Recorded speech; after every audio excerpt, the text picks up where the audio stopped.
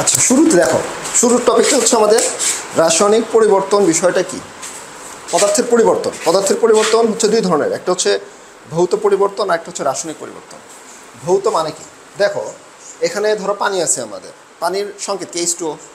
এখন H2O যখন আমরা পানিকে কঠিন করি, মানে বরফ করি, তখন এর ভিতরে H2O ছাড়া কিছুই আছে, মানে পানি তো আছে, পানি দ্বারা তো গঠিত হচ্ছে, H2O আছে। পানিকে যখন আমরা তরল করি তখনও H2O থাকে, যখন গ্যাস করি তখনও H2O থাকে। তাহলে এখানকার দেখো, আমাদের ভৌত পরিবর্তন বলতে আমরা বোঝাবো যে শুধুমাত্র অবস্থার পরিবর্তন ঘটছে, কিন্তু ভিতরের স্ট্রাকচারে কোনো পরিবর্তন ঘটছে, H2O কি পরিবর্তন হয়েছে? না, খালি অবস্থার পরিবর্তন হচ্ছে। তাই দেখো, যে যদি কোনো পদার্থের অভ্যন্তরীণ রাসায়নিক গঠনে কোনো পরিবর্তন না হয়, এখানে কোনো গঠনের পরিবর্তন হয় না, H2O কোনো পরিবর্তন হয় নাই, শুধু অবস্থাটা পরিবর্তন হয়েছে, কঠিন থেকে তরল, তরল থেকে গ্যাস। তাহলে এটা হচ্ছে আমাদের কি পরিবর্তন? ভৌত পরিবর্তন। শুধু মানে ভিতরে রাসায়নিক গঠনের কোনো পরিবর্তন হয় না, শুধু অবস্থার পরিবর্তন হয়, তাকে আমরা কি বলি? ভৌত পরিবর্তন বলে থাকি। এখন এই দেখো, তীর চিহ্ন দেখো, বরফকে তাপ দিলে পানি হয়, দেখলাম একটু আগে। আবার পানিকে তাপ দিলে গ্যাস হয়, আবার উল্টো প্রসেস সেম না? তাই তো? তাহলে এই যে এই ডায়াগ্রামটা কিসের তাহলে দেখাচ্ছে? ভৌত পরিবর্তনে দেখাচ্ছে। তাহলে রাসায়নিক পরিবর্তন কাকে বলবো আমরা? দেখো, আমাদের যে তুমি যে রান্না করার যে গ্যাসটা, ওটার নাম কি? Methane gas, CH4 methane. এটা কোন গ্যাস? সরকারি গ্যাস। যেটা সরকারি গ্যাস হচ্ছে মিথেন গ্যাস। এখন মিথেন গ্যাস জি দ্বারা গ্যাস বোঝাচ্ছে। সরকারি গ্যাস যখন বাতাসের অক্সিজেনের সাথে উপস্থিতি থাকে, তখন সেটা বিক্রিয়া করে কার্বন ডাইঅক্সাইড এবং H2O জলীয় বাষ্প তৈরি করে, H2O লিকুইড। হ্যাঁ, এই যখন তুমি এই দেখো, আমাদের মিথেন গ্যাস যখন জ্বলে, অক্সিজেন ছাড়া তো জ্বলবে না। দেখবো ওটা বদ্ধ রুমে করো, ওটা জ্বলবে না, মানে বদ্ধ রুমের মধ্যে অক্সিজেন বের করতে জ্বালা জ্বলবে না। এখন বাতাসের অক্সিজেনের উপস্থিতি যখন আমি এটাকে নিয়ে আসি, তখন এখানে তাপ উৎপন্ন হয়, সাথে তাপ উৎপন্ন হয় একটু পরে দেখবো আমরা। তার মানে এখানে কার্বন ডাইঅক্সাইড গ্যাস তৈরি হচ্ছে, যেমন আমাদের মুখ থেকে কার্বন ডাইঅক্সাইড গ্যাস বের হয়, ঠিক ওরকম কার্বন ডাইঅক্সাইড গ্যাস বের হচ্ছে। পাশাপাশি কিছু H2O, আশেপাশে জলীয় বাষ্প তৈরি হচ্ছে, পানি H2O, কিছু H2O যেটা আশেপাশে তৈরি হয়, উড়ে যায়। এখন তাহলে কথা হলো, এই পরিবর্তনের ফলে তুমি দেখতে পাচ্ছ যে পরিবর্তনের ফলে সম্পূর্ণ ভিন্ন ধর্ম বিশিষ্ট নতুন পদার্থ তৈরি হয়। এখানে CH4 মিথেন গ্যাসের যে বৈশিষ্ট্য, কার্বন ডাইঅক্সাইড গ্যাসের বৈশিষ্ট্য এক, কার্বন ডাইঅক্সাইড গ্যাস নিভাতে সাহায্য করে, আর CH4 তো এটা আমাদের জ্বলতেছে। আবার অক্সিজেনের বৈশিষ্ট্য, কার্বন ডাইঅক্সাইডের বৈশিষ্ট্য সেম, অক্সিজেনের বৈশিষ্ট্য, পানির বৈশিষ্ট্য সেম।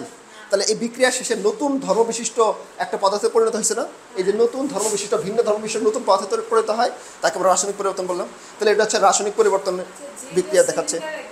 ওটা হচ্ছে না, ওটা আলাদা, এটা আমরা তৈরি করি। সেটা হচ্ছে যে ওটা বিউটেন, প্রোপেন এগুলো থাকে, জৈব যৌগ অধ্যায় আছে না, সেখানে ওই সব জৈব যৌগ দিয়ে আমরা ওটা তৈরি করে থাকি। ওইটা কিন্তু মিথেন না। মিথেন শুধু প্রাকৃতিক গ্যাস, যেটা মাটির নিশ্চয়ই যে জীবাংশ জ্বালানি যেটাকে বলে, ওই যে অনেক ডাইনোসর জগতের প্রাণীগুলো, বড় বড় প্রাণীগুলো মরে গিয়ে ওইটা অনেক লং লাস্টিং হওয়ার পর তেল, গ্যাস, তারপরে তোমার কয়লা, এগুলো তৈরি হয়। কয়লা হচ্ছে গাছ, কয়লা অনেক একটা গাছ আছে, লং অনেক দিন যাবত পরে থাকলে ওখান থেকে কয়লা তৈরি হয়। মানে আগেকার দিনের যে প্রাণীগুলো ছিল, জীবাশ্ম, যেমন এক্সাম্পল দেখো, ধরো আমি যদি একটা পিঁপড়াকে এক বস্তা চাল ঢেলে দেই, ওই খাবার খেতে ওর অনেক দিন চলে যাবে না? ঠিক করে দেখো, আমরা হচ্ছে ছোটো, আমাদের আগের যে পূর্বপুরুষরা ছিল, মানে প্রাণীগুলো ছিল, ওরা বিশাল বড় বড় ছিল। তো বিশাল বড় বড় থাকার কারণে ওরা যখন মারা গেছে বা মাটির চাপা পড়ছে, ওই জিনিসটা ধরো এতটুকুই, কিন্তু আমাদের জন্য সেটা অনেক বড়, তাই না? আমরা যে ছোটো, এটা অতটুকু পিঁপড়ার মতো চিন্তা করি, আমরা পিঁপড়ার মতো ছোটো। আমি এক বছর চাল দিলে ওরা 500 বছর ধরে খাইলো, পিঁপড়াটা আস্তে আস্তে আস্তে আস্তে খাচ্ছে। ঠিক করে আমাদের জন্য ওইটা অনেক, সেই জন্য আমরা ওইটা দিয়ে আমাদের প্রজন্মের পর প্রজন্ম, প্রজন্মের পর প্রজন্ম, প্রজন্মের পর প্রজন্ম, ওইটাতে আমাদের চাহিদা পূরণ হচ্ছে, মানে ওটা শেষ করা যাচ্ছে না, এত কিছু এত। কারণ আমাদের দেখাচ্ছে এতটুকু হলেই আমরা রান্না করতে পারতেছি। যদি হ্যাঁ আমরা বড় প্রাণী হতাম, তাহলে হয়তো সমস্তটা লাগতো রান্না করতে, তাহলে আমরা শেষ হয়ে যেত তাড়াতাড়ি। আমাদের শেষ হয় না, এই প্রাকৃতিক গ্যাস অনেক থাকে, আমাদের প্রজন্মের পর প্রজন্ম চলে যাচ্ছে। জীবাংশ জ্বালানি, এটা আছে টপিক। তো এটা হচ্ছে আমাদের অবস্থা, তাহলে বুঝলা? এটা হচ্ছে রাসায়নিক পরিবর্তন। তাহলে আরও কিছু বিক্রিয়া দেখি। এটা দেখার আগে আমরা একটু প্র্যাকটিক্যাল দেখি। এটা মনে রাখবে, কিন্তু অবশ্যই প্র্যাকটিক্যাল মনে রাখবে। এটা হচ্ছে CaCO3, ক্যালসিয়াম কার্বনেট, এর গুঁড়া, চকের গুঁড়া এটা থাকে, এরকম গুঁড়া করে, সলিড কিন্তু কঠিন টাইপের। তো এর ভিতরে আমি বিক্রিয়াটা করবো, বিক্রিয়া আগে দেখো না, তাহলে আমি বিক্রিয়াটা এখন তোমাকে আগে দেখাই এটা কী উৎপন্ন হয়। তো একটা ফর্মুলা মনে রাখবা যে CO3 থেকে সবসময় একটা CO2 বের হবে। এটা SSC ইন্টার সবার জন্য প্রযোজ্য, SSC ইন্টার সবার জন্য প্রযোজ্য, ইন্টারে গেলেও সেম কনসেপ্টে লাগবে। তো তুমি কি মনে রাখবা যে আমার CO3 থেকে একটা কী বের হবে? CO3 থেকে সবসময় একটা কার্বন ডাইঅক্সাইড গ্যাস বের হবে, CO3 থেকে সবসময় একটা CO2 বের হবে। দেখো, তাহলে চোখ বন্ধ করে তুমি একটা CO2 লিখে দিবে এখানে, লিখছো? আচ্ছা, তারপরে দেখো, আমার এখান থেকে আমি টেকনিক শিখতেছি, কিন্তু দেখো এত বলছি সহজ, আমি আগে বলছি যদি টেকনিক জানো, আর যে টেকনিক না জানো তুমি শেষ। আমি এমনি বলতেছি না সহজ, আমি যাকে দেখে পড়াচ্ছি সবাই স্যার ইয়াতে সব কেমিস্ট্রি সবথেকে সহজ একটা অধ্যায়, মানে এত কঠিন কিছু নাই এখানে, খুবই সহজ। কেমন তোমাকে দেখাই। হ্যাঁ, চাইলে কিন্তু কঠিন কোশ্চেন করা যাবে, এটা আগে বলতেছি, কিন্তু এভারেজ 80% চিন্তা করলে এমনিতেই অ্যান্সার করা যায়, কঠিন হয় না। তো এখান থেকে ধরো আমার কাছে CaCO3 ছিল, এখান থেকে এই CO3 থেকে একটা CO2 আমি সূত্রের মতন বের করে দিচ্ছি। এখানে থাকলো কি, একটা অক্সিজেন থাকলো, একটা ক্যালসিয়াম থাকলো, তাই না? এখন আমাকে বুঝতে হবে ক্যালসিয়াম প্লাস না মাইনাস? প্লাস হয়। হ্যাঁ, এটা একটু মাথায় রাখতে হবে, প্র্যাকটিসের মাধ্যমে খেয়াল রাখবে। Ca2+ আর O2- এটা আমরা জানি। আচ্ছা, আর মাঝখানে প্লাস আছে, আর এই Cl-কে ভাঙলে H+ আর Cl- পাওয়া যায়। হাইড্রোজেন তো প্লাসই হয়, আমি দেখছি। প্রোটন চিন্তা করি, H+ আর Cl-। এখন বিক্রিয়া করার পর তুমি সংসার গঠন করবে, প্লাস মাইনাসের সংসার গঠন করবে। প্লাস মাইনাসের সংসার গঠন হয়, ছেলে ছেলে তো আর বিয়ে হয় না, মেয়ে মেয়েতে পারে, ছেলে মেয়ে বিয়ে হয়, এটা মনে রাখার জন্য।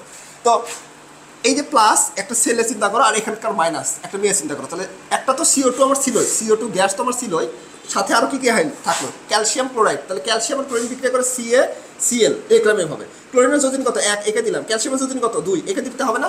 এটা তো জানি আমরা। তাহলে CaCl2 আর 1 লেখা দরকার নাই, ক্যালসিয়াম ক্লোরাইড তৈরি হলো, একটু লবণ, এটা ক্যালসিয়াম ক্লোরাইড হচ্ছে লবণ। এবং প্লাস সাথে কি উৎপন্ন করছে, বাকি থাকলো কি H আর O। H আর O থাকলে কি হয়? OH তো জীবনে কোনোদিন তুমি দেখোনি, কোনো মৌল হয় না, কোনো যৌগ হয় না। OH একটা আয়ন আকারে থাকে। তাহলে আমাকে সবসময় H আর OH থাকলে, এটা কিন্তু প্লাস মাইনাসে যুক্ত হবে, দেখছো? H আর OH থাকলে সবসময় একটা পানি তৈরি হয়, H2O। সবসময় সবসময় H আর O থাকলে কোনো সময় OH পাবা না তুমি, H2O পাবা। এটা সমতা করার সময় আমরা মিলে যাবে, ঠিক আছে? সমতা যখন পড়বো তখন, সমতার ডিটেলস আছে ষষ্ঠ অধ্যায়, এই অধ্যায়ে আমরা কিছু পড়বো। ডিটেলস আছে ষষ্ঠ অধ্যায়, এই অধ্যায়ে আমরা কিছু পড়বো, দরকার আছে। তাহলে আমরা প্রথমে বিক্রিয়াটা শিখতেছি, বেসিক। আমরা কিন্তু এখন বেসিকে আছি, আগে বেসিকটা ক্লিয়ার করে ধীরে ধীরে সমতাতে আমরা যাবো। তাহলে এখন আমাদের, তুমি লক্ষ্য করো যে তাহলে ক্যালসিয়াম কার্বনেটকে ভাঙলাম, এটা তৈরি করছে, এটা কি বুঝছো কীভাবে করলাম আমি? অনেকে মুখস্থ করার চেষ্টা করলে কিন্তু ধরা খাবা। কয়টা মুখস্থ করো তুমি বিক্রি, পারবা না সত্যি। আর যদি তুমি টেকনিক জানো না, এমনি হয়ে যাবে। তাহলে এখন আমাকে বুঝতে হবে এই যে ক্যালসিয়াম, এটা এস লেখা মানে কি? সলিড। সলিড মানে কঠিন। আর একই মানে কি? হ্যাঁ, জলীয় দ্রবণ, নট পানি। না না না না না, এল থাকলে, ওই যে এল থাকলে পানি। এটা হচ্ছে হাইড্রোক্লোরিক অ্যাসিডের সাথে পানি মিশ্রণ অবস্থায় আছে, জলীয় দ্রবণ। মানে হ্যাঁ, হাইড্রোক্লোরিক অ্যাসিডের সাথে লিকুইড আছে, পানি আছে। আর ওই শুধু এল মানে শুধু পানি, ওটাতে কোনো জল, মানে ওটা একাই পানি, তো ওটার কোনো পানি কি দিবা? পানির মধ্যে পানি দিয়ে লাভ নেই। আর এটা হচ্ছে অ্যাকুয়াস, এটাও পানির মধ্যে দ্রবীভূত থাকবে। আর ওটা হচ্ছে গ্যাস, কার্বন ডাইঅক্সাইড গ্যাস বের হবে। তো চলো আমরা এখন বাস্তবে প্র্যাকটিক্যালটা একটু খেয়াল করি যে এখানে কী কী তৈরি হচ্ছে। তাহলে এখন আমাদের কাজ হলো বিক্রিয়াটা একটু দেখা, যে এই ক্যালসিয়াম, এটা হচ্ছে দেখছো কঠিন। এখন কঠিন এই যে সলিড, সলিডের মধ্যে একিউ, যে হাইড্রোক্লোরিক অ্যাসিডের মধ্যে পানি মিশ্রণ করে ফোটা ফোটা দিচ্ছে, দেখো ওই যে বুদবুদ গ্যাস তৈরি হচ্ছে না, CO2 গ্যাস। পাশে দেখো এই যে কিছু পানির মতন থাকে, যে পানির মতন বের হয়, দেখছো হালকা হালকা সাথে সাথে পানির মতো তৈরি হয়, এটা হচ্ছে পানি। আর হচ্ছে ক্যালসিয়াম ক্লোরাইডের লবণ তৈরি হয়, ওটা দেখতে পাচ্ছ না, বোঝা যাচ্ছে না, ওখানে একটা লবণ থাকে, ক্যালসিয়াম ক্লোরাইডের লবণ থাকে, যেমন সোডিয়াম ক্লোরাইড লবণ, ক্যালসিয়াম ক্লোরাইড লবণ থাকে।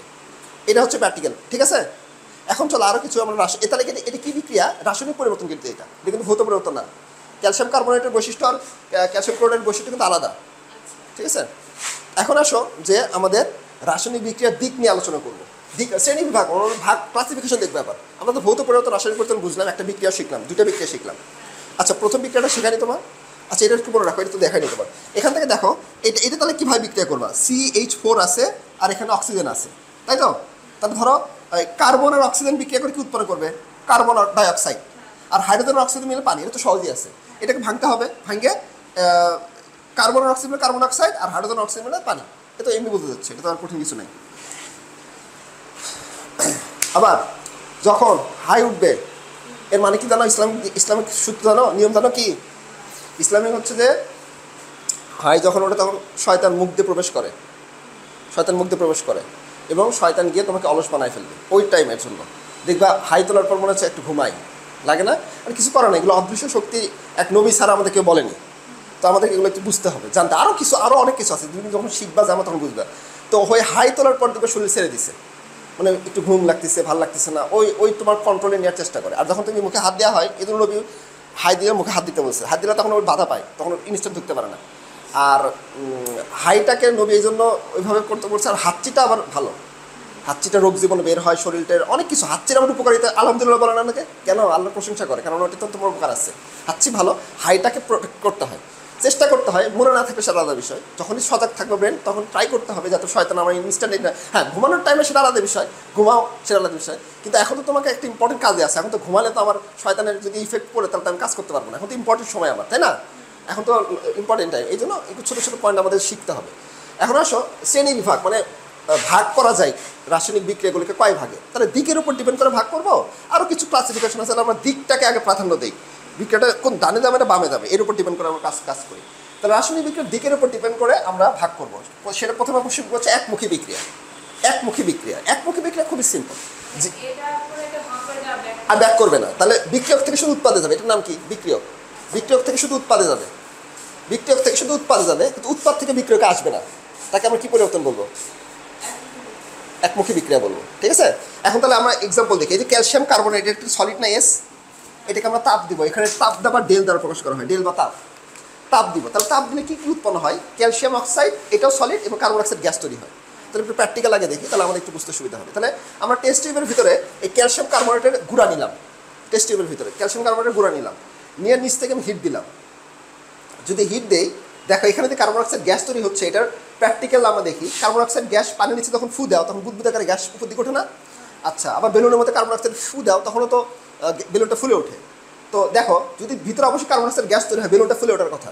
দেখো আস্তে আস্তে বেলুনটা ফুলে উঠতেছে, দেখছো?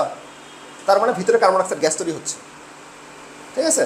এখন কথা হলো এই বিক্রিয়াটা একমুখী যদি ঢাকনাটা খোলা থাকে, কিন্তু ঢাকনা বন্ধ থাকলে এটা উভমুখী হয়ে যাবে। যদি ঢাকনাটা খোলা রাখি আমি, কার্বন ডাইঅক্সাইড গ্যাস বের হয়ে যাবে না? অর্থাৎ বৈশিষ্ট্য তাই উপর দিকে ওঠা, এটা ব্যাপনে পড়ছে তোমরা। এটার থেকে এটা তো সবসময় সাধারণ আমাদের আশেপাশে যে গ্যাস আছে এটার তুলনায় ব্যাপন হবে, মানে আণবিক ভরটা কম হবে, যার কারণে উপরে উঠে যাবে তাড়াতাড়ি। আচ্ছা যাই হোক, ওই কনসেপ্টে না যাই আমরা, এটা উপর দিকে উঠে। তাহলে তুমি লক্ষ্য করো যে আমার কার্বন ডাইঅক্সাইড গ্যাসটা উপর দিকে উঠতেছে। যদি এটা খোলা পাত্রে রেখে দেয়, এই গ্যাসকে আমরা পর্যাপ্ত তো পাবো, পুরো উড়ে চলে যাবে। তাহলে এই ক্যালসিয়াম অক্সাইড কার্বন ডাইঅক্সাইড মিলে আমাদের ক্যালসিয়াম অক্সাইড তৈরি করতে হবে, এটা তো পর্যাপ্ত কার্বন ডাইঅক্সাইড নাই, তাহলে বিক্রিয়াটা পেছন দিকে আসবে না, তার মানে একমুখী হবে। যদি খোলা পাত্রে করি, বন্ধ পাত্রে করলে কিন্তু আমি পর্যাপ্ত কার্বন ডাইঅক্সাইডের মাধ্যমে এটা আবার এটা থেকে পরিণত করবে, এক পর্যায়ে স্টেবল হয়ে যাবে, সাম্যাবস্থায় পৌঁছাবে, যেটা আমরা পড়বো যাতে এই ধরনের কনসেপ্ট। তো উভমুখী বিক্রিয়া আরও কিছু এক্সাম্পল খেয়াল রাখতে হবে, কারণ এটা আমার জৈব যৌগ অধ্যায় পড়বা, সেটা দিতেছে, কিন্তু এই অধ্যায়ের জন্য আমরা একটু শিখে রাখি, এই বিক্রিয়াটা তোমাদের এই বইয়ে আছে। তো একইভাবে তুমি কি করবা? প্রথমে আগে আয়নে ভাঙবা। দেখো আয়নে ভাঙবা, এটাকে যদি তুমি ভাঙো তাহলে C2H5 আর একটা হচ্ছে OH, এটা হচ্ছে মাইনাস, এটা হচ্ছে প্লাস। OH মূলক আছে না, OH মূলকে ভাঙছো। তারপর এখান থেকে দেখো এইটাকে যদি ভাঙো, এর নাম হচ্ছে ইথানোয়িক অ্যাসিড, এটারও ডিটেলস পড়বো জৈব যৌগতে। এটা হচ্ছে মিথেন ইথেন, 2 কার্বন আছে, আর COOH থাকলে ওইক অ্যাসিড, তাহলে ইথেন যোগ ওইক অ্যাসিড, ইথানোয়িক অ্যাসিড। এর টেকনিক আছে, এগুলো মুখস্থ করতে হয় না, জৈব যৌগ অনেক টেকনিকে মনে রাখা যায়। এটা হচ্ছে ইথানোয়িক অ্যাসিড, আর এটা হচ্ছে অল আছে, দেখো 2 কার্বন, মিথেন ইথেন, ইথেন যোগ অল, ইথানল। এভাবে মনে রাখতে হয়, মানে মুখস্থ করতে হয় না, ইথানল, প্রোপানল, বিউটানল, পেন্টানল, অক্টানল, এভাবে। আবার হচ্ছে ইথানোয়িক অ্যাসিড, প্রোপানোয়িক অ্যাসিড, এভাবে আসবে ওইক অ্যাসিড। তাহলে এটা হচ্ছে ইথানোয়িক অ্যাসিড। এর হাইড্রোক্লোরিক অ্যাসিডটা কি এখানে বলো তো? প্রভাবক, এটা ছাড়া হবে না, ওইটার উপস্থিতি থাকতে হবে। বিক্রিয়া করবে এরা, কিন্তু ওইটার উপস্থিতি ছাড়া বিক্রিয়াটা হবে না, ওইটা অবশ্যই উপস্থিত থাকতে হবে, বুঝছো? এখন আমার কথা হলো এটাকে ভাঙি, চলো এটাকে ভাঙলে আমি পাই হচ্ছে CH3 COO মাইনাস আর একটা হচ্ছে H প্লাস, এইভাবে আমরা এটাকে ভাঙলাম, ঠিক আছে? এটাকে ভাঙলাম। এখন ভাঙার পরে আমরা এখন প্লাস মাইনাসের সংখ্যা গঠন করবো। দেখো এই H আর H প্লাস এটা মিলে কি উৎপন্ন করবে বলতে পারবা? H2O। কারণ দেখো H2 মধ্যে দুইটা হাইড্রোজেন আর একটা অক্সিজেন, তার মানে HO আর H মিলে পানি উৎপন্ন হয়, অর্থাৎ HO আর H মিলে পানি উৎপন্ন হয়। পানি দিয়ে দিলাম, বাকি থাকলো কি C2H5 আর COO মাইনাস, এটা না? তাহলে এটা লিখবো CH3 COO C2H5, জাস্ট যুক্ত করে দিলাম। কেমন? আমরা মুখস্থ করার থেকে এটা ভালো না? কিন্তু তাহলে আমাকে শুরুতে বললাম, তাহলে আমাকে কী কী শিখতে হবে? 1 নম্বর হচ্ছে যোজনী শিখতে হবে, 2 নম্বর হচ্ছে জারণ সংখ্যা শিখতে হবে ইয়াদের জন্য, 3 নম্বর হচ্ছে যৌগমূলক শিখতে হবে। যেমন এই যেগুলো হচ্ছে যৌগমূলক, মানে যৌগমূলক মানে আয়নগুলো, যে OH minus, carbonic SO4 minus, যৌগমূলকগুলো এগুলো শিখতে হবে আমার। তাহলে আমি 4 দিয়ে দিব অবশ্যই, জাস্ট ওইগুলো মুখস্থ করলে হয় না। হ্যাঁ, এর অধ্যায় আসে, একটু পরে শিখবো আমরা, চলে আসবে একটু পরেই। তাহলে এখন আমাদের কাজ হলো, এটা হয়ে গেল। আরেকটা বিক্রিয়া উভমুখী, দেখো উভমুখী তীর চিহ্ন দেখে বুঝতে হবে এটা উভমুখী বিক্রিয়া। তাহলে বিক্রিয়ক থেকে উৎপাদে পরিণত হবে, আবার উৎপাদ থেকে বিক্রিয়কে পরিণত হবে, দুটাই হবে কিন্তু। আবার কিছু বিক্রিয়া দেখো, এই যে হাইড্রোজেন আর আয়োডিন, এটা আমরা প্র্যাকটিক্যাল দেখবো, এটাও গ্যাস, ওটাও গ্যাস, এই পাশে গ্যাস থাকে, ও পাশে গ্যাস থাকে, ও পাশে গ্যাস থাকে, তিনটাই গ্যাস। তাহলে এটা একটা উভমুখী বিক্রিয়া, অর্থাৎ হাইড্রোজেন এবং আয়োডিন বিক্রিয়া, হাইড্রোজেন আয়োডাইড গ্যাস তৈরি করে। এটা প্র্যাকটিক্যাল আমরা একটু পরে দেখবো, বুঝছো? তাহলে এই সবগুলো কিন্তু উভমুখী বিক্রিয়া। এখন আসো ইম্পর্টেন্ট, এখান থেকে MCQ আসবে, এবং এই বিক্রিয়া না বুঝলে আবার তুমি সিকিউ অ্যান্সার করতে পারবা না। এটা হচ্ছে আমাদের, দেখো এবার আমরা তাপের উপর ডিপেন্ড করে ভাগ করবো, তাহলে দিকের উপর ডিপেন্ড করে 2 ভাগে ভাগ করছি। তাপের উপর ডিপেন্ড করে 2 ভাগে ভাগ করা যাবে, একটা হচ্ছে তাপ উৎপাদে, একটা হচ্ছে তাপহারী। তাপ উৎপাদী আর তাপহারী।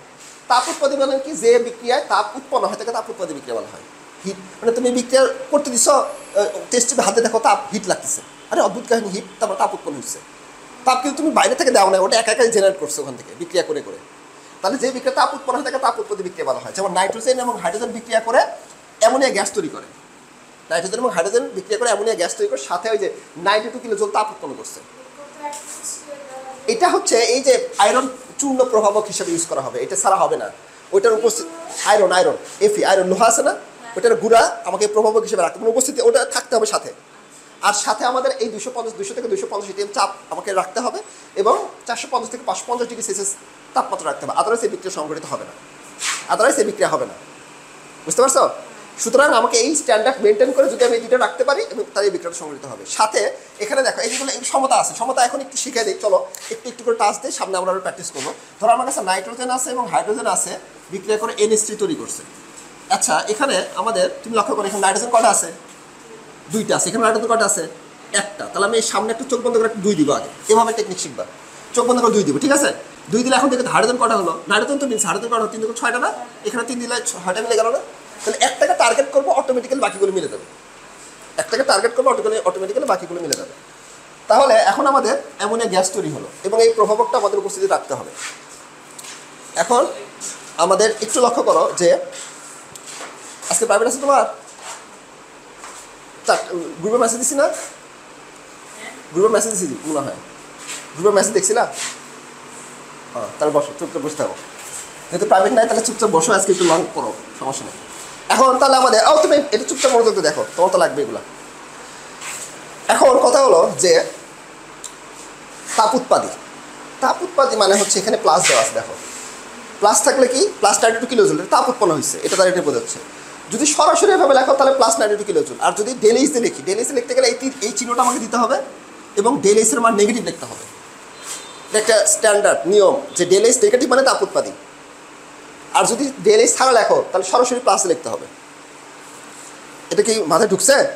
তাহলে ডেল-এইচ নেগেটিভ মানে কি, তাপ উৎপন্ন হচ্ছে। এখানে কত কিলোজুল তাপ উৎপন্ন হচ্ছে? 92 কিলোজুল তাপ উৎপন্ন হচ্ছে।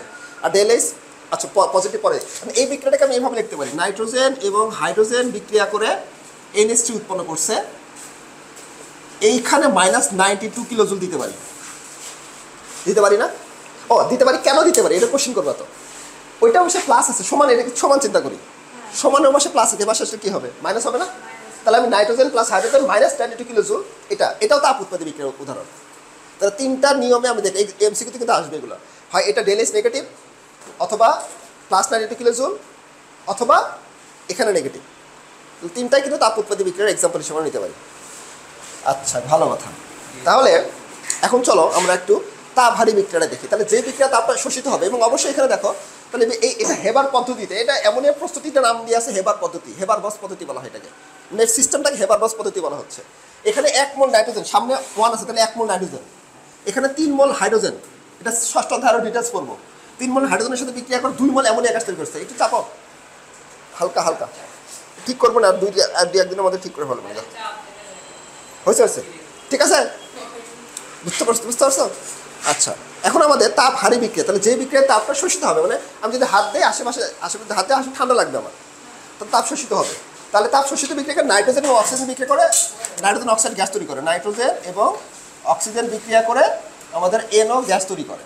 এখন এখানে আমি এক কাজ করতে পারি, এখানে -180 কিলোজুল তাপ উৎপন্ন করছে, -180 কিলোজুল। তাহলে এই মাইনাস দ্বারা কি বোঝাচ্ছে? তাপ শোষী বা তাপ শোষিত বিক্রিয়া, তাপ হারি বা তাপ শোষী বিক্রিয়া। এর আগে ছিল তাপ উৎপাদী বিক্রিয়া, এবার হচ্ছে তাপ শোষী বিক্রিয়া। তাহলে তাপ শোষী বিক্রিয়া মানে কি, এখানে মাইনাস দেওয়া থাকবে, আগেরটা প্লাস ছিল না, এবার মাইনাস দেওয়া থাকবে, এটা হচ্ছে তাপ শোষী বিক্রিয়া। অথবা ডেল-এইচের মান পজিটিভ থাকবে, হ্যাঁ, এবার ঠান্ডা লাগবে যে তাপ শোষিত হবে। আর ডেল-এইচ পজিটিভ মানে কি, গল্প করো না, ডেল-এইচ পজিটিভ মানে কি? হ্যাঁ, এটা একটা ছিল ডেল-এইচ নেগেটিভ মানে তাপ উৎপাদী, এবার ডেল-এইচ পজিটিভ মানে তাপ শোষী। আর এটাকে আমরা এইভাবে লিখতে পারি, এ পাশে প্লাস দিয়ে এ পাশে মাইনাস আছে, এ পাশে আসলে কী হবে? তাহলে এটাও তাপ শোষী বিক্রিয়া, একই জিনিস, ঠিক আছে, একই জিনিস। এখন তাহলে আমাদের কাজ হলো যে এইটা প্র্যাকটিস করি, যে এখানে ডেল-এইচ কি নেগেটিভ, প্রথমটা তাপ উৎপাদী, ডেল এস নেগেটিভ তাপ উৎপাদী, ডেল এস পজিটিভ তাপ হারি। এটা কি ডেল এস পজিটিভ তাপ হারি, ডেল এস নেগেটিভ তাপ উৎপাদী, ডেল এস নেগেটিভ তাপ উৎপাদী। তাহলে এগুলো হচ্ছে তাপ উৎপাদী বিক্রিয়ার এক্সাম্পল। এই তুমি এদিক দেখো, এগুলো পড়ো, তুমি তাহলে পড়ো না, তাহলে দেখো ক্লিয়ার হয়ে যায়, রিভিশন হয়ে যায়। এখন আসো জারণ বিজারণ বিক্রিয়ার বেসিক শিখি আমরা, একদম সহজ। জারণ মানে কি? জারণ মানে হচ্ছে যা কি চলে যায়, ইলেকট্রন চলে যায়। তাহলে যা মানে যা, ইলেকট্রন চলে যাওয়াকে আমরা জারণ বলবো। ইলেকট্রন চলে মানে ইলেকট্রন ত্যাগ করাকে জারণ বলবো আমরা। সহজ না মনে রাখার আর ভুলবা তুমি, এবার মনে রাখা যা মানে চলে যা, বলে না চলে যাও এখান থেকে, কি চলে যাও? ইলেকট্রন চলে যাও। তোমার তো কেমিস্ট্রি পড়তেছি ইলেকট্রন প্রোটন নেই, তাহলে যা ইলেকট্রন চলে যায়, ইলেকট্রন চলে যাওয়াকে আমরা জারণ বলবো। আর উল্টা কি হবে? বিজারণ, ইলেকট্রন গ্রহণ করাকে বিজারণ বলবো। তাহলে এখন আমরা দেখি, দেখো এই যে সোডিয়াম একটা ইলেকট্রন ত্যাগ করে সোডিয়াম পজিটিভ হয়, এটাকে বুঝো, ইলেকট্রন ত্যাগ করলে পজিটিভ হয়। সোডিয়াম একটা ইলেকট্রন ত্যাগ করে সোডিয়াম আয়ন পরিণত করে, তাহলে এখানে ইলেকট্রন ত্যাগ করছে না সোডিয়াম, এখানে জারণ করছে করে Cl মাইনাস পরিণত করছে। এবার বুঝছো, এটা সহজ আছে। তাহলে ক্লোরিন একটা ইলেকট্রন গ্রহণ করে, ধরো এই অবস্থা ছিল, একটা ইলেকট্রন গ্রহণ করে Cl মাইনাসে পরিণত হলো, একটা প্লাস নেগেটিভ চলে আসলো এখানে। এখন এই জিনিসটাকে আমরা এইভাবে লিখতে পারি যে সোডিয়াম 0 ছিল, এই যে সোডিয়াম 0 ছিল, ইলেকট্রনটা এ পাশে মাইনাস আছে, এ পাশে গেলে প্লাস হবে না? তাহলে প্লাস যোগ একটা ইলেকট্রন লিখতে পারি না? এটাকে লিখতে পারি। ধরো আমি এটাকে সমান চিন্তা করি, ঠিক আছে? তাহলে সোডিয়াম এই সমান সোডিয়াম প্লাস যোগ একটা ইলেকট্রন, তোমার বইয়ে ভাবে লেখা আছে, ভয় পাওয়ার কোনো কারণে, একই জিনিসই। এটাকে সমান চিন্তা করো, সমানের এ পাশে মাইনাস আছে, এ পাশে গেলে কী হবে? প্লাস হবে না? তাহলে সোডিয়াম প্লাস প্লাস একটা ইলেকট্রন, একই জিনিস হলো না? আমরা লিখবো এভাবে, তুমি বইয়ে পড়বা এভাবে। আবার ক্লোরিনের ক্ষেত্রে দেখো, এই যে ক্লোরিন 0 ছিল, একটা ইলেকট্রন গ্রহণ করে ক্লোরাইড মাইনাস তৈরি করছে। হ্যাঁ, হাফ কেন শিখবা? চলো শিখাই, ভালো কথা বলছো, যদি শিখে নাও। তাহলে এটাকে আমরা দুইভাবে সমাধা করতে পারি। এক নম্বর সমাধা হচ্ছে, দেখো সোডিয়াম আর Cl2 কেন লিখলাম? Cl2 দ্বিপারমাণবিক গ্যাস, হাইড্রোজেন ক্লোরিন এরা হচ্ছে দ্বিপারমাণবিক গ্যাস, Cl2 আকারে লিখতে হয়। এটা বিক্রিয়া করে আমাদের NaCl তৈরি করে। এখন কথা হলো যে এটাকে আমি সমাধা করি, এখানে কয়টা আছে? 2টা আছে না? তাহলে চোখ বন্ধ করে এখানে 2 দিতে পারো। তাহলে সমাধা করতেছি, এখানে 2টা আছে, এখানে ক্লোরিন একটা আছে। হ্যাঁ, এখন এই 2 আছে না, এখানে একটা 2 দাও, এই যে। তাহলে একটাকে টার্গেট করবো, ওই টার্গেটটা ফুলফিল আপ করতে থাকবে, অটোমেটিক মিলে যাবে। মানে একটাকে ধরবো, ওইটা ধরে মিলাতে অটোমেটিক পুরো সমীকরণ মিলে গেছে। সত্যি, এক টার্গেট করবে একটাকে করে, ওটার সাথে সাথে মিলাতে থাকবে, দেখবে অটোমেটিক মিলে গেছে। তারপরে ওখানে আপাতত বসো, 4:30 আসতে বলছি, 4:20 আসতে বলছিল আজকে। বসো ওখানে, বসো পিছনে বসো। তাহলে আমার কথা হলো যে এখানে তাহলে আমরা দেখলাম হাত কেন হলো, সেটা কোশ্চেনে আমরা ছিলাম। তুমি লক্ষ্য করো যে আমার সোডিয়াম আর হচ্ছে ক্লোরিন বিক্রিয়া করে NaCl তৈরি করে। এখন কথা হলো এখানে ক্লোরিন কয়টা আছে? 2টা আছে। এখানে ক্লোরিন কয়টা আছে? একটা আছে না? এখানে আমি একটু বুদ্ধি করে কাজ করতে পারি, এখানে যদি হাফ দেই, এই 2 দিক কাটে একটা হয়ে যাবে না? সেজন্য হাফ দিছি। ওই হাফ দেওয়া অথবা ন্যাচারাল নেমে করো, একই তো, করলেই হলো, সমাধা করলেই হলো। আমার কথা হচ্ছে একটাই। তাহলে আমরা এটা বেসিক জিনিস শিখলাম। এখন এখানে বলো এটা কি হয়েছে? জারণ হয়েছে, বিতরণ হয়েছে? জারণ হয়েছে। কেমন বুঝবে? দেখো আমরা এইভাবে করবো, Fe2+ একটা ইলেকট্রন, এখানে কি এ পাশে প্লাস আছে, এ পাশে মাইনাস হবে না? একটা ইলেকট্রন যদি ত্যাগ করে তাহলে কি হবে? Fe3+ হবে না? একটা আয়ন বেড়ে যাবে না? 2+ থেকে 3+ হবে, একটা আয়ন বেড়ে যাবে। তাহলে এটা কি ইলেকট্রন ত্যাগ করছে, যা চলে যা, তাহলে জারণ হচ্ছে। আর বিতরণের ক্ষেত্রে কি হয় দেখা, তাহলে এটা কি জারণ হয়েছে না? তাহলে বিতরণের ক্ষেত্রে ক্লোরিন গ্রহণ করছে, বিতরণ। আবার CO2+ একটা ইলেকট্রন যদি গ্রহণ করে, CO একটা প্লাস হয়ে যাবে, মানে একটা প্লাস ভ্যানিশ করে দিবে, তাহলে শুধু একটা প্লাস হবে। তাহলে এটা কি বিজারণ, আর এটা কি জারণ। তাহলে বুঝলে আবার? আচ্ছা, ভেরি গুড। এই যে জারণ সংখ্যা, যেটা কিন্তু আজকে রাতে তোমার কাজ থাকবে। জারণ সংখ্যা মানে কি, যে কতগুলো ইলেকট্রন সে ত্যাগ করতে পারে বা কত ইলেকট্রন গ্রহণ করছে, যে আয়নটা থাকে, এই যে উপরে যে আয়নগুলো থাকে না, এটাই হচ্ছে আমার জারণ সংখ্যা। সে কতগুলো গ্রহণ করবে, কতগুলো ত্যাগ করবে, অর্থাৎ ওই উপরে যে আয়ন সংখ্যাটা আছে সেটাই হচ্ছে আমার জারণ সংখ্যা। তাহলে জারণ সংখ্যা প্লাস হতে পারে, মাইনাস হতে পারে। যোজনী কিন্তু প্লাস মাইনাস হয় না, যোজনী কিন্তু একটাই। জারণ সংখ্যা এবং যোজনী কিন্তু এক না। কিছু কিছু ক্ষেত্রে এক, কিছু কিছু ক্ষেত্রে আলাদা হবে, কারণ জারণ সংখ্যা নেগেটিভ হতে পারে, হাফ হতে পারে, 0.5 হতে পারে। কিন্তু যোজনী কি 0.5 হয়, নেগেটিভ হয় না। তাহলে আমাদের জারণ সংখ্যা কিন্তু এরকম প্লাস মাইনাস হতে পারে। উপরে যে আয়নটা থাকবে সেটাই হচ্ছে আবার কি জারণ সংখ্যা। জারণ সংখ্যার চার্ট ব্যবস্থা করার আগে প্রথমে কিছু বেসিক রুলস শিখতে হবে। সেটা কি, যে ধাতু সময়ের জারণ সংখ্যা হচ্ছে ধনাত্মক এবং অধাতু সময়ের জারণ সংখ্যা হচ্ছে ঋণাত্মক। ধাতু কি দেখো, সোডিয়াম, আম হচ্ছে ধাতু না? আম থাকলে ধাতু হয়, এটা কি জানো? আম শুনছো, তাহলে সোডিয়াম আম হচ্ছে একটা ধাতু, তার ন্যাচারালি ধাতুর সময় ধারণ সংখ্যা +1 ধরবো, আর ক্লোরিন হচ্ছে অধাতু, সেজন্য -1 ধরবো। টেকনিক আছে, ভয় পাওয়ার কোনো কারণ নেই, এটা বেসিক রুলস। প্রথম শুরু করলাম। 2 নম্বর হচ্ছে যে নিরপেক্ষ পরমাণু বা মুক্ত বলে ধারণ সংখ্যা শুরু। নিরপেক্ষ মানে কি, এখানে আয়রন নিরপেক্ষ অবস্থা আছে, একাই আছে না, তাহলে টোটাল 0। আবার H2 এখানে নিরপেক্ষ, এই যে হাইড্রোজেন গ্যাস আকারে থাকে, অক্সিজেন গ্যাস আকারে থাকে, তারপর হচ্ছে নাইট্রোজেন গ্যাস আকারে থাকে, এর সব নিরপেক্ষ অবস্থায় মুক্তভাবে ঘোরাঘুরি করে, তাহলে এদের ধারণ সংখ্যা হচ্ছে 0 নিরপেক্ষ যখন অবস্থা থাকবে। আমি দেখলে বুঝতে পারবো এটা কোনোটাই নিরপেক্ষ, আমি টেকনিক শিখে রেখে দেবো, অসুবিধা নেই। তারপর টোটাল জারণ সংখ্যা হচ্ছে 0, নিরপেক্ষ যৌগের পরমাণুর টোটাল জারণ সংখ্যা 0। টোটাল বলতে কি, দেখো যেমন H2O এর টোটাল জারণ সংখ্যা আমি বের করবো। হাইড্রোজেনের হচ্ছে +1, এটা আমি মুখস্থ করবো, একটু পরে দেখাচ্ছি। +1 ইন্টু কয়টা আছে, 2টা আছে না, 2টা, আর বড় সংখ্যার মাঝখানে প্লাস দিব। অক্সিজেনের কত, -2। এখন এটা ক্যালকুলেশন করে দেখি, 2 × 2 -2, দেখো 0 আসছে, সবগুলো 0 আসবে, সব। তাহলে টোটাল কত আসবে, 0 আসবে। আবার আধান বিশিষ্ট যেগুলো যৌগমূলক থাকবে, আধান যেমন SO4 2-, এটার জারণ সংখ্যা হচ্ছে, এই যে আধানটাই হচ্ছে জারণ সংখ্যা -2, তাহলে SO4 2-, ওই আধানটাই হচ্ছে জারণ সংখ্যা -2। আবার NH4+, এই প্লাসটা হচ্ছে জারণ সংখ্যা, এখানে প্লাস হচ্ছে আমার জারণ সংখ্যা। তারপর ক্ষার ধাতু সবের জারণ সংখ্যা হচ্ছে +1। ক্ষার ধাতু কাকে বলবে, গ্রুপ 1 এর মৌল সমূহকে আমরা ক্ষার ধাতু বলে থাকি। এটা ছড়া আছে, আচ্ছা ছড়া দেবো। হাই লিনা কে রুবিনা সেচে ফেলেছে, আর তোমরা কি বুঝতে পারছো, এটাই তো, এটা একটা ছড়া আছে। তো এই ছড়া দিয়ে আমি গ্রুপ 1 গ্রুপ 2 মুখস্থ রাখতে পারি। তারপরে গ্রুপ 1 এ যে মৌলগুলো আছে, যে hydrogen, lithium, sodium, potassium, rhodium, caesium, francium, এই সবগুলো ক্ষার ধাতু বলা হয়। ক্ষার ধাতুর সময় জারণ সংখ্যা হচ্ছে +1, আর ওই দিকে গেলে -1 হয়। যেমন এই যে এই ফ্লোরিন, ব্রোমিন, হ্যালোজেন হচ্ছে -1, তাহলে ক্ষার ধাতু +1, হ্যালোজেন -1। ঠিক আছে, এই কথাটা আমি বললাম এখানে, যে এই ক্ষার ধাতুর সময় জারণ সংখ্যা হচ্ছে +1। যেমন এই যে পটাশিয়াম, এর জারণ সংখ্যা হচ্ছে +1, পটাশিয়াম জারণ সংখ্যা হচ্ছে +1। ঠিক আছে। আবার মৃৎক্ষার ধাতু যদি বলা হয়, মৃৎক্ষার ধাতুর সময় জারণ সংখ্যা হচ্ছে +2। মৃৎক্ষার ধাতু মানে গ্রুপ 2 এর মৌল, এটারও ছড়া আছে। বেরিলিয়াম, ম্যাগনেসিয়াম, ক্যালসিয়াম, এই সব ধাতু দেখো আম আছে, এটা তো মাটিতে পাওয়া যায়। মৃৎক্ষার ধাতু 4 নম্বর অধ্যায় পড়বে এটা, মৃৎক্ষার ধাতু। এতে জারণ সংখ্যা হচ্ছে কত, +2।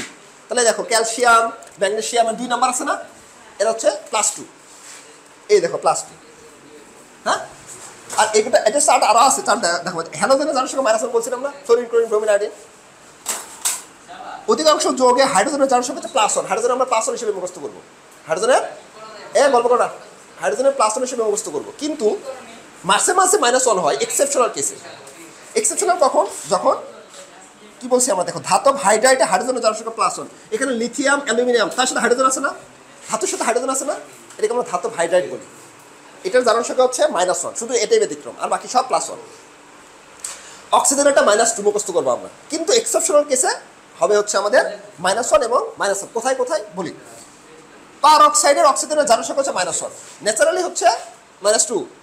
পার মানে কি, যখন সমান সমান দেখবে, দেখো সমান সমান আছে না, এখানে -1 আসবে, আমরা প্রমাণ করবো একটু পর, প্রমাণটা পরে শিখবো। আর সুপার অক্সাইড মানে কি, অক্সিজেনের পাওয়ার এখানে বেশি আছে, দেখো অক্সিজেনের পাওয়ার একটু বেশি আছে না, সুপার পাওয়ার বেশি, এখানে আসবে হচ্ছে -1/2। এটা আমরা প্রমাণ করবো একটু পর, একটুখানি ওয়েট করলে আমরা এটা প্রমাণ করবো। এটা হচ্ছে আমাদের বেসিক জিনিস গেল। এখন এই যে চার্ট দিয়ে দিব আমি, এই যে চার্ট দিয়েছি দেখো, গ্রুপ 1 এর জারণ সংখ্যা হচ্ছে +1, গ্রুপ 2 এর জারণ সংখ্যা +2, হাইড্রোজেনের জারণ সংখ্যা +1। এইটা যদি মুখস্থ রাখতে পারি খতম, এতে শেষ।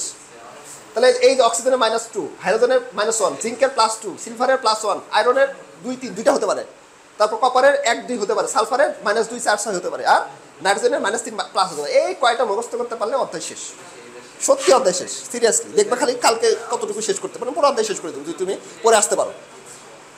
এখন 2-3টা প্র্যাকটিস করি আমরা। যে এখানে বললো যে সালফিউরিক অ্যাসিডের সালফারের জারণ সংখ্যা বের করতে বলছে,